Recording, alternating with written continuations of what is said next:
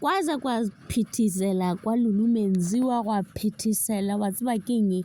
kuri bona nto nngwe le nngwe ya loka. Hello everyone, welcome back and thank you so much for joining me. Lulu Menziwa wa complain a re batho ba bolela ka yena ba re yena o pregnant yena ga pregnant mara re ile ke yena o show busy o advertiser gaena o re e mo swere ga botse sa le go tloga letšatši la mathomo a le pregnant bona gaena yo e dira dilo tše di botse bile wa khotsofala go mme ba e re commentar o mongwe le mongwe ile gore o around Newcastle a ka ya go yena ya go nyaka thušo go yena o tlo iteboga bile o tlo khotsofala ge ya ka ya fao go mme ke bone letšatši le lengwane life ya hlapa ka bona sefatlhego sa go se change ke re how Lulu Menziwa kantho ka mogo kganti ke pregnancy ngwana e mo change ke wa tsa keng o ka re ga se yena o ba change le di color gore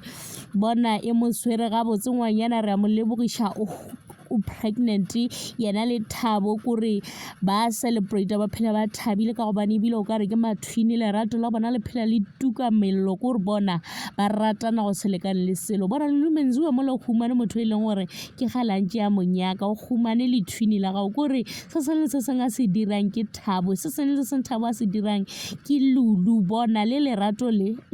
ke la ba kurant 13 ke le leng gore ba le ngwadile ka gare ga Bible ba re bona nna le wena re ka le ra kgaogana re tlo kgaogantšha ke lehu a gona le se e leng gore se tlo dira gore o mongwe a ye kwa o mongwe a se ka ya kwa mara ba re ka mokgwa e leng gore mo kgweditše ka gona ke ka mokgwa e leng gore o tlo go tlogela ka gona le ge e le gore Lulu re e sego ka nna bona mo ke tukhumanetše lerato la pelo wa ka mo bea le gona ke mo e leng gore bea sa kgotsofale gona mara ge le mo go nna gona re humane re kopane le gore re a swana ebile ke ga thabile re wisha o ka re papa o ka tšatši le ba mo patela lobola o ka re nka ba le gona tla kgone go celebrate le yena a bone gore ngwana gago o a nyadiwa ba mo patelela lobola